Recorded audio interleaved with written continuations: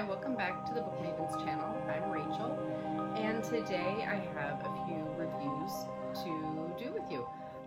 The first week of February was a really good reading week for me. I was able to kind of blow through some books. Now, I will say that 3 of them were novella size. They were very, very short, but I did blow through a couple of regular size novels as well. And I've just been kind of recovering from a really nasty cold, and yeah, it's been a time. But yeah, I wanted to be able to share those with you. I also want to give you an update regarding the unboxing videos. So Amanda and I are splitting those because I have infected her, so to speak, with the book box love. And so we will be splitting those unboxings. Now, the majority of the ones that I plan on unboxing are just running late. I don't know how many of you guys are aware, any of our international viewers, but the Royal Mail system outside of the UK, or running inside of the UK, had a cyber attack, and so it stopped all international packages. So I've been going a little nuts because I had a ton of pre-orders and a ton of things coming in that I really wanted to share with you, and that's just gonna have to wait until the Royal Mail gets itself sorted out. So I will have more unboxings for you myself, but Amanda's been doing an awesome job going over all of the ones that she's received. They've been great. So for today, I want to show you the books that I would like to talk about today. I had a really good time. I enjoyed all 5 books that I read, so they were all excellent. And yeah, so the first one I read, super short. I think I read this in maybe 30 minutes. Okay, super short. So this is Galatea by Madeline Miller, who also wrote The Song of Achilles and Circe. If you have read those books, you know that she would do nothing less, even for a short story like this. So the prose is beautiful.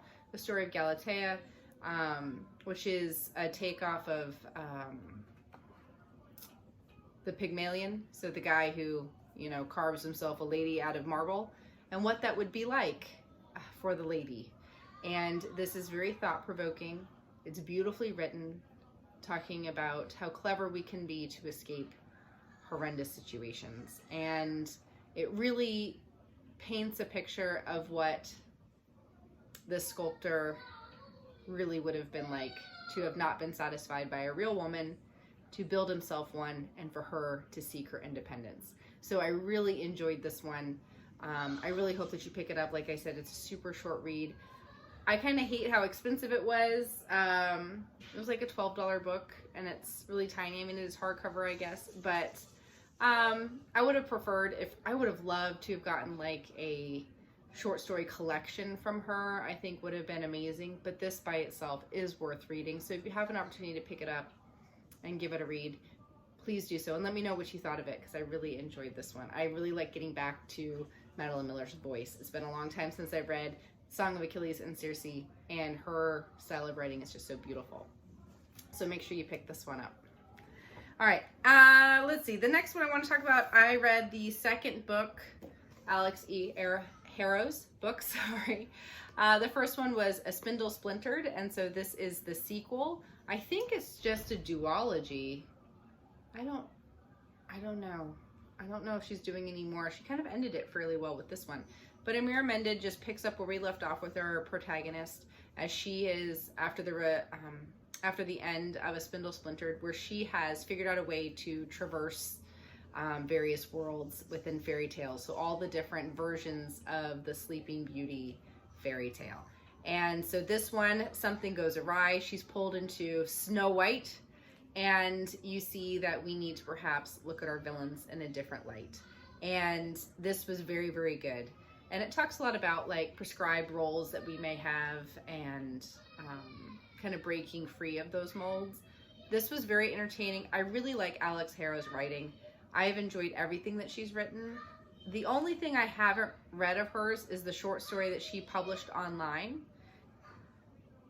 And I am looking forward to reading that. I've heard that it's just amazing. So I have read all of her other works. I really, really recommend her as an author, so please make sure you check those out. She's also written The 10,000 Doors of January, The Once and Future Witches. Amazing books. I will absolutely recommend her. She is a unique voice. So make sure you pick this up, especially if you're somebody who really enjoys fairy tales. If you read A Spindle Splintered, it's worth it to see how it wraps up. it doesn't have the same kind of, I want to say found family elements, but I don't know. I think the introduction of a lot of the characters that we get in A Spindle Splinter, there was something really special about that. I mean, it continues on in this one, but there's something special about that first book. But this is definitely worth reading. It's worth picking up, and I really like it. All right. So the next one, a little return to Robin Hobb.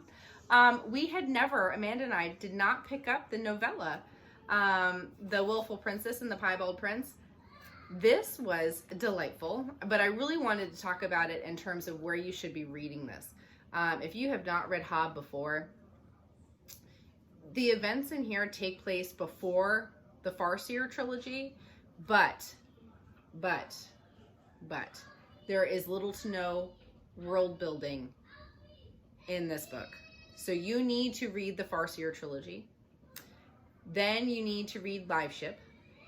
And then I would suggest picking this up to kind of reintroduce Buckkeep and everything else to you again in preparation for the Tawny Man. Because the first story of the Tawny Man really talks about the events in this book. So this book does a great job setting up how you ended up with somebody with the wit in the Farseer line. So how do we end up with Fitzchivalry Farseer having the wit? All right, so this does a great job explaining all of that. This is, I mean, Hobb can do no wrong. And when she's surrounded with the whole Farseer crew, I mean, we know absolutely none of these characters. This is from a long time before the Farseers, or the Farseer trilogy. But this was really wonderful. It's really divided into two stories with the Willful Princess and then the Piebald Prince, or two separate stories, but they're obviously connected, her son. But they're individual stories and how they contributed to the Farseer line, so to speak. Really, really wonderful. I enjoy it. It is sad. I mean, you can't read Hobb without knowing that you're going to experience some level of trauma. All right, so just be prepared for that. But this was a very, very quick read. I finished this in a day. Obviously, you guys could too. Definitely worth it. Please don't skip it. Even if you've read through, I read through the entire 16 books before I picked this one up, and I still can place exactly where it needs to go. I would read it before we see Fitz again with the Farseer Prince, who is, you know, his biological son. You guys know, dutiful. And it is, it really just explains a lot of that background, and also why people with the wit were villainized so much later on in the events that we see in the Tawny Man trilogy. So make sure you pick this up. Please, please, please do. And make sure you tell me what you thought. All right. And then the next one I wanted to talk about is Legends and Lattes.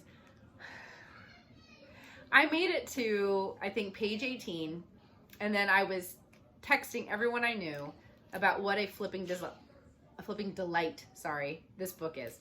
I really enjoyed it. It's not very long. I read it in a Saturday afternoon because I was really hooked. I wanted to know. I am somebody, as a reader, who likes fast-paced books. I am somebody who likes slow burn books. I am somebody who really can just live day to day with the characters. I don't think that I have like a type regarding pacing. This is a cozy fantasy. Our main character, she's an orc who worked as a mercenary and experienced coffee for the first time and loved it, and made this life decision for herself to set up in a city and have her own cafe. And it is delightful, talking about first impressions and talking about found family elements and how everyone is capable of making a fresh start, and that we shouldn't give up on things, our dreams. And this book is slightly sapphic. It is not remotely spicy, not even a smidge. Okay, so this is definitely something you can handle if spice isn't for you. This is the broken binding edition, so it has the cute little teacups and swords on the side. And I really love this book. I will go back and read it. It's a great palate cleanser if you're knocking out some really kind of like heavy hitting epic fantasies. Squeeze this in because this is great and you will love it. It's low stakes. I mean, there are some stakes, but it's low. You're not saving the world or a kingdom or anything. It's personal stakes, let's just put it that way. And it is really, really beautiful. The characters are well developed, especially for the length it is. It's not very long. And it is just such a treat. So please pick up Legends and Lattes. The hype is for real. It is very, very cute. And I really loved it. I really loved it. All right. And the last one I want to talk to you about, she's a chunky one, all right, is Anastasia by Sophie Lark. All right. I'm going to be really honest with you guys going into this book. I thought this would be a DNF. I looked at the size. I couldn't believe how big it was when it came in the mail from Amazon. I had to order on Amazon. She's a self-published author. Sophie Lark is known for her mafia romances. So I was like, that's no shame. That is just not something that I've ever really gravitated to. So I didn't think that I was going to like it because I didn't know why somebody who writes mafia romance would choose to write a historical fantasy about Anastasia. So, but I was intrigued enough to actually pick it up. My kids are being very loud out there, sorry. Because I've always loved Russian history. I do teach history. Not Russian history, unfortunately. I would love to do that. But it's so brutal and unique. And when talking about the Romanov family, with any revolution, there is a reason, many reasons, why people revolt. You can look at the French Revolution. When we have such a disconnect between the highest of the ruling class and everyone else, it never ends well. All right, so you guys should all know the story of the Romanovs. The family is executed, and it's a tragedy. It's a tragedy that these young children were executed, and this indoctrination as to what the purpose of the ruling class was, their unwillingness to bend, to change anything, being so just swamped in tradition, and what their role is to their people, to not allow for any change for anybody else to come to the table. And so the whole story is just a tragedy. And so the foreword and the author note, which I highly recommend that you read if you pick this up, because it's fascinating just to see why she decided to do it. That she had always loved the animated movie Anastasia and knew nothing about Russian history until she decided to kind of do a what if story. And so the magical elements in the story are really wonderful. I think they're really well developed. The world building is excellent. She took her time. I can't stress that enough. She took her time to read the history. The history is well presented in terms of what she was trying to do for the story. Now, the Romanov children are aged up a little bit. Of course, the events in terms of execution, everything are different because this is an alternate reality. But the growth that people are capable of change and how that could come about, beautifully done. People who can see past indoctrinated beliefs and to be able to see both sides of things and to be able to work towards... Hold on, baby. I'll be out in a minute.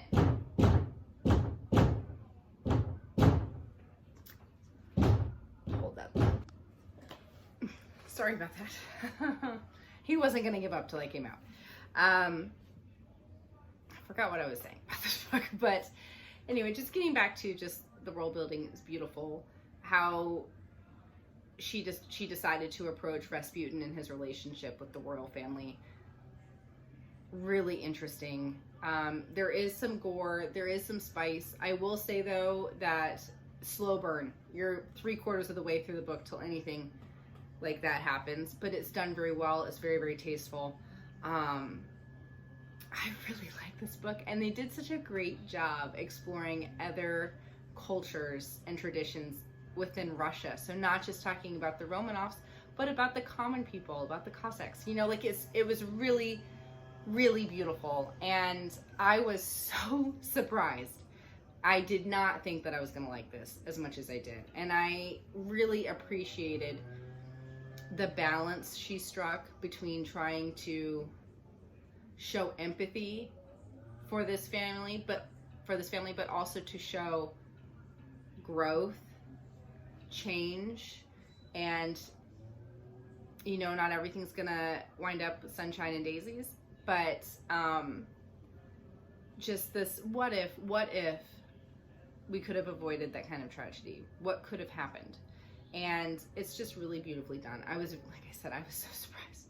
Happy surprise. I really enjoyed this. I was sucked in. I started this on a Friday night, and I finished it midway through Sunday, and then was just kind of a mess. And that's when I picked up Legends and Lattes, and I read that the rest of Sunday. I wasn't feeling well, so it was pretty laid up, so I had some reading time. And I have to say, it is really beautiful. The relationship, the romantic relationship in here is done very, very well. It's you have to suspend belief just a little bit in terms of these two individuals having as much contact as they did with each other, but it's still, the characterizations are beautiful. And the magic system is very unique. It plays a lot into Russian mythology as well, which I appreciated.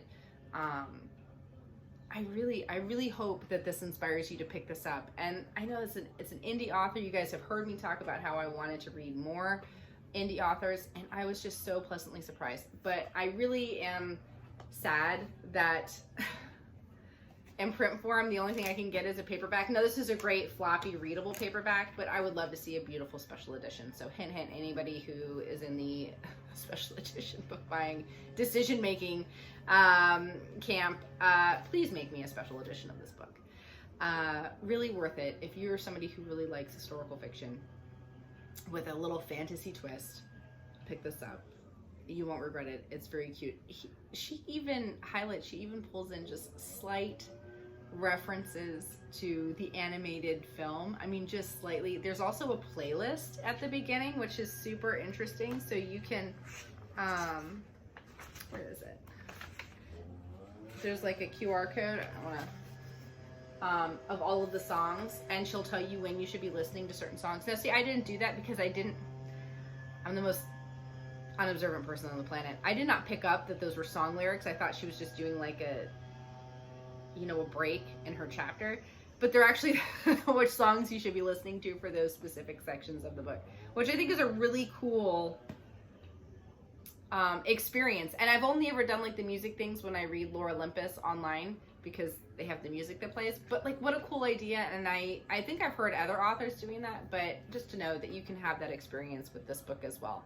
I'm definitely interested in picking up anything else she writes that is not, sorry, the Roomba just turned on. Surprise.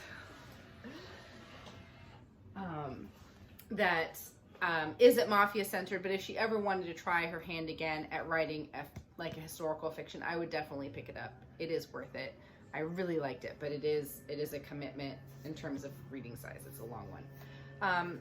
Anyway, but that was all. Those were all of the books that I was able to finish during the first week of February. So I hope that full week of February. I hope that you check out some of these books, and if you've read them before, please make sure to share what you thought of them in the comments. Sorry guys, I'm on cold medication. All right, I'm feeling a little wrong, but I look forward to seeing you in the next video, and hopefully I will have some new additions to show off.